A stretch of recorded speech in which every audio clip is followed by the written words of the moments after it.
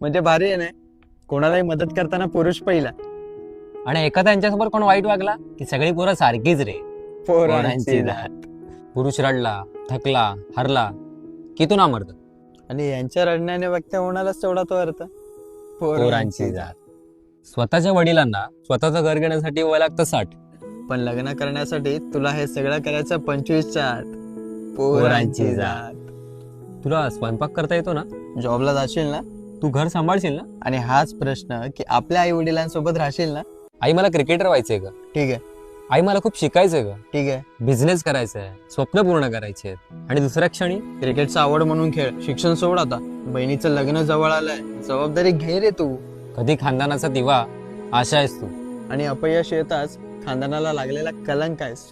तुझा लेवल आणि लायकी नाहीये रे. डोळ्यासमोरून निघून जा तू. पोरांची जात. तू तुझी सगळी लाईफ कुटुंबासाठी दान करायची.